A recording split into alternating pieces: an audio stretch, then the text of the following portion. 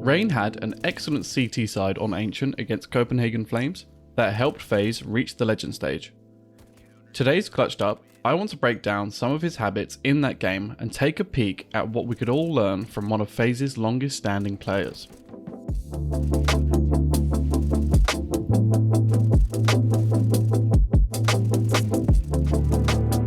One of his most consistent nades, and yes, we are seeing this everywhere, is the molly and nade towards construction. He throws this multiple times, so let's check out the lineup and its reason for use.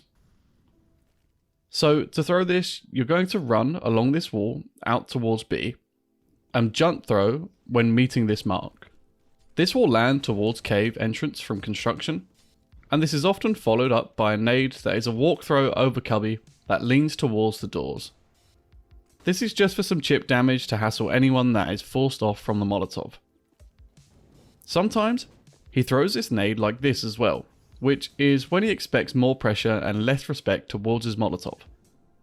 This nade combination really slows down the push towards construction or window for B doors, allowing yourself to get control of cave much easier without having to deal with the early contention. This can also, of course, get you good damage for the impatient T's caught behind the molly. With this, Rain is really comfortable playing inside of cave, waiting on smokes, placing his own down at the entrance, and finding kills as they come to him. What was interesting in this match is his response to their Molotov being smoked. We know cave is really wall bangable, so Rain finds this as an ample opportunity to spam and find a kill potentially, which we can see in this game he does. This happens a lot this game, not just specifically this wall bang, but more, and I'll show them all later. Before I continue, I just want to thank the overwhelming positive support on all my past videos, and for those who enjoy my content. Feel free to subscribe as I try and ramp up the content. We shall see what happens to the rest of 2022, but back to the video. Another simple bit of kit we should take away from Rain is this smoke where he throws it from spawn. It lands towards the door, and I know this is a common smoke too, but let's just talk about why he's using it in this game against Copenhagen Flames. It opens up opportunity to apply more pressure towards ramp, and not have to worry about any sightlines from door. There's not much more to this smoke than simply that. Good to throw in every now and again to keep the T's on their toes. Best to be thrown more often than not if you know you likely won't be needing your smoke for this round, maybe if you expect a rush elsewhere on the map, or just to make the T's concerned of the smoke. Think of this smoke like how you treat the T nuke outside smokes. You should throw those smokes and not actually use them most of the time. Well, use them as much as you want. It's actually the threat of the smoke being used or not being used that's the most important part about the smoke. The actual utilization of it in your round is kind of not, it's a psychological game. Now, let's move on to another fantastic round that really helped elevate his stats in this game and had a large impact on the outcome of this half, hence the Clutched Up episode. And it really just comes down to something pretty abusable if you're not getting pressured. It's the spams that I mentioned earlier. And if we watch closely, you can get some good damage done. Well, okay, you can get more than good damage done, you can get some good kills. Like in this round he gets 1. Okay, in this round I guess he gets 2. So it's pretty respectable. You have to really recognize these spams. And to be honest, it's just a great use of the surroundings, and once you know the spam and get comfortable with the timings, it can get some really good damage. I mean kills, I keep forgetting he gets 2 kills. So it isn't like he's just randomly doing it. If he's getting kills, this is definitely calculated, so there's an opportunity to find kills with these spams as Rain demonstrates.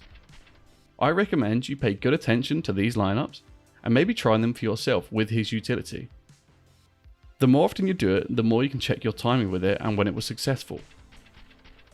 It's more often than not combined with his typical Molotov towards construction and a nade, best done from behind a smoke too, just so you can not get swung.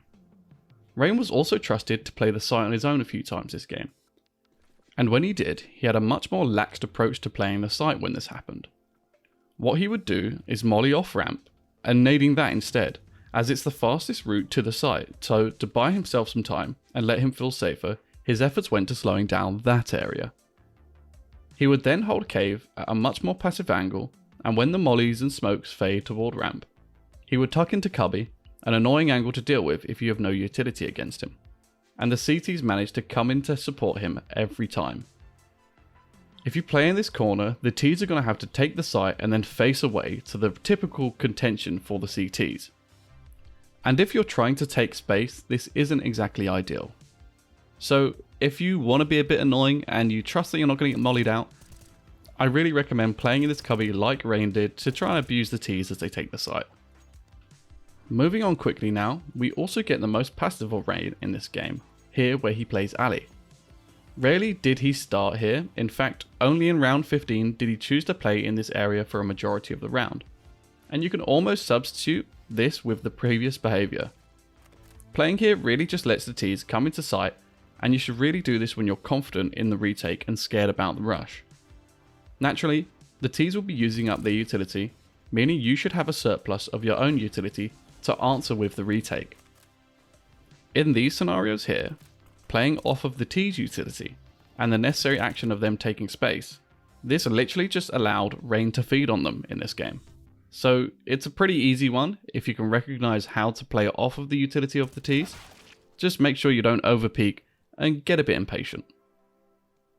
I believe if you want to check out a good cave game, then an overview of this match would be great.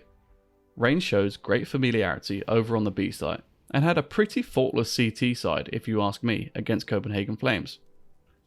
Apologies for not uploading so much lately, F1 and Valorant have been really distracting, and just a whole lot of regular life stuff.